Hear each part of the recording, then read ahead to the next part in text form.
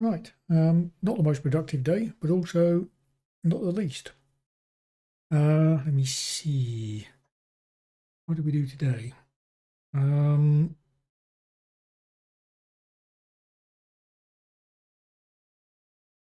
Right, okay. I finished reading the pytest book. That was good. Uh, I think I'll use it now as a reference as much as anything.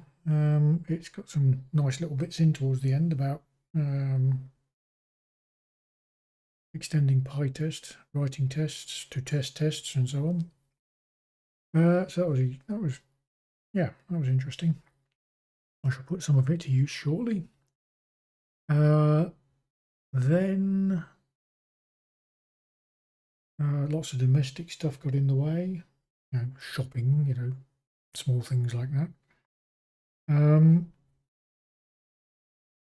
Got sidetracked slightly trying to retrack down Sci-Hub.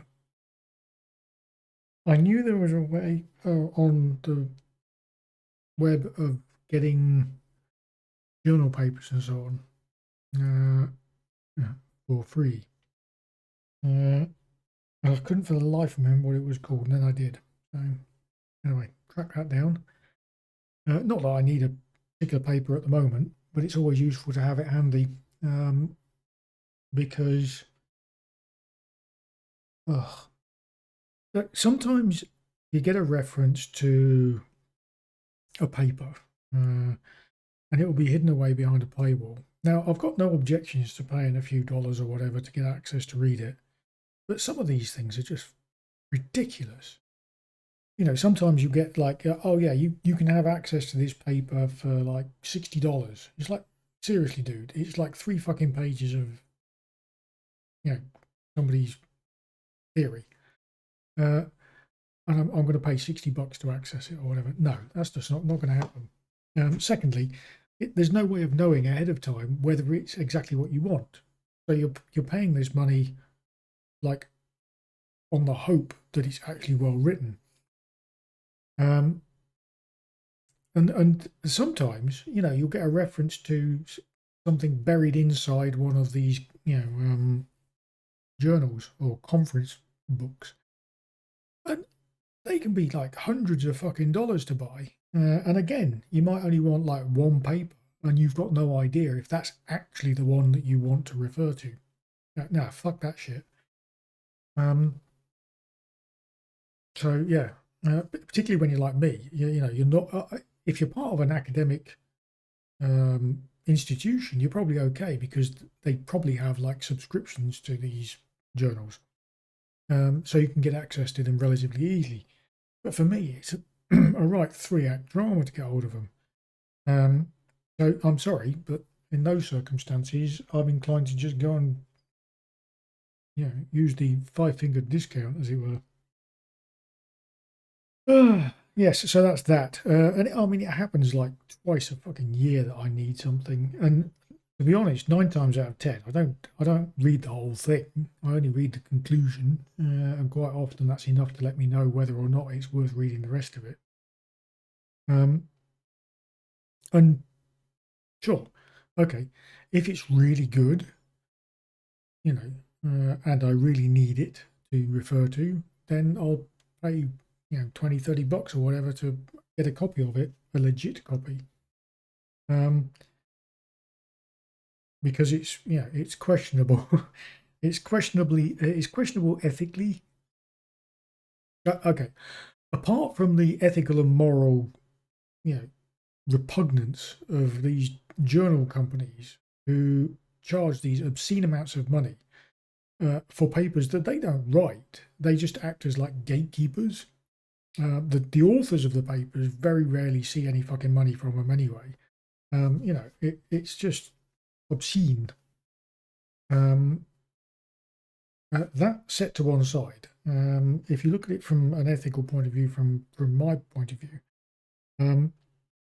I take the following position, and that is, if something is useful to me, I will pay for it. If something is not useful to me, I'm fucked if I'm going to pay for it. To wit, if I see somebody reference a paper and I go and read that paper and it is genuinely useful, and I will most likely then refer to it from a blog post or whatever, then I will buy it.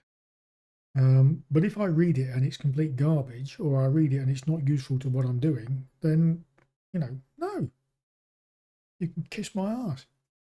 And that's the way I tread the ethical line on these things. So there's that. So that was, anyway, that was a half an hour or so trying to remember what the bloody thing was called, and then trying various searches to figure out what it was I was looking for, and then finding, the domain that was actually still active, because they tend to shut them down and then restart them, and it's it's one of those sites a bit like Pirate Bay that is sort of whack-a-mole with the big institutions. So there's that, and then in between all of that, I've been tinkering again with this salt formula stuff, which has been a bit of a sidetrack, to be honest. But I'm gradually refining it and improving it to make it so that the testing is as simple as possible within and all wrapped up in a Docker.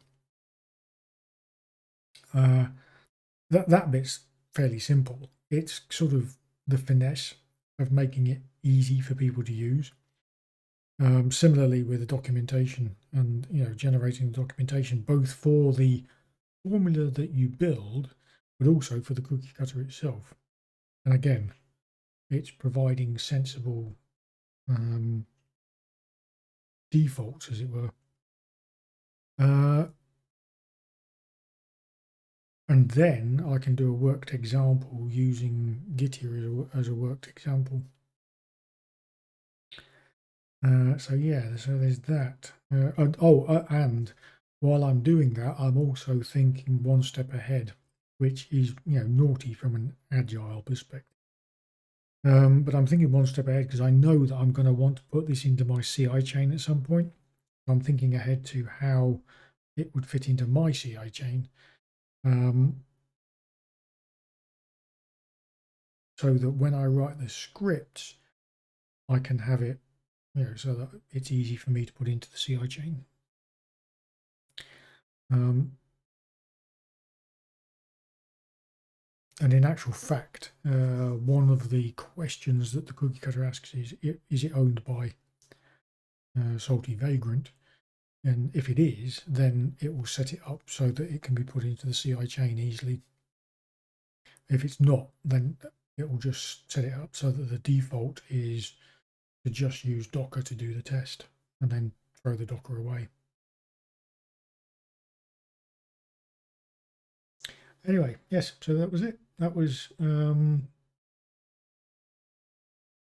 today.